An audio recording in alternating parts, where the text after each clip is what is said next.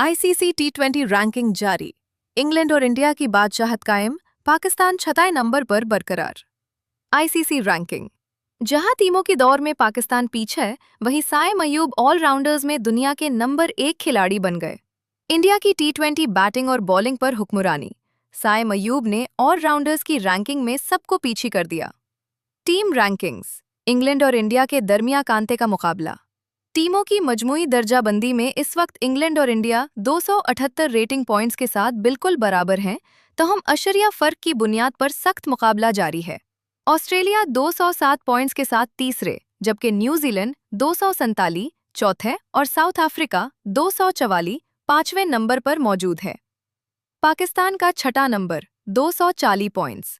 Pakistan team इस वक्त छठाए number पर मौजूद है। Batting ranking. नौजवान खिलाड़ियों का राज। टी20 बैटिंग रैंकिंग्स में अब रिवायती खिलाड़ियों के बजाय नए और जारे मिजाज चेहरों का दबदबा है। इंडिया के ईशान किशन 897 पॉइंट्स के साथ पहले नंबर पर विराजमान है, जबकि उनके हमवतन अभिषेक शर्मा दूसरे नंबर पर हैं। यह जाहिर करता है कि इंडिया की नई नस्ल टी20 क्रिकेट की मॉडर्न अप्रोच को मुकम्मल तौर पर अपना चुकी है।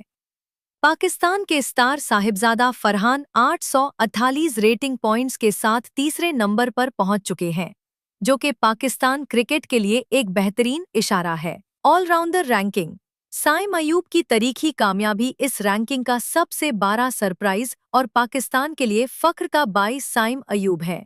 साइम अयूब 275 पॉइंट्स के साथ दुनिया के नंबर 1 टी20 ऑलराउंडर बन चुके हैं। उन्होंने जिम्बाब्वे के मायानाज सिकंदर रजा, जो 328 पॉइंट्स के करियर बेस्ट के बाद नीचे आए, को पीछे छोड़ा है। साइम अयूब की बॉलिंग और बैटिंग में ये हैरत अंदाज तरक्की जाहिर करती है कि वो पाकिस्तान के फ्यूचर सुपरस्टार है।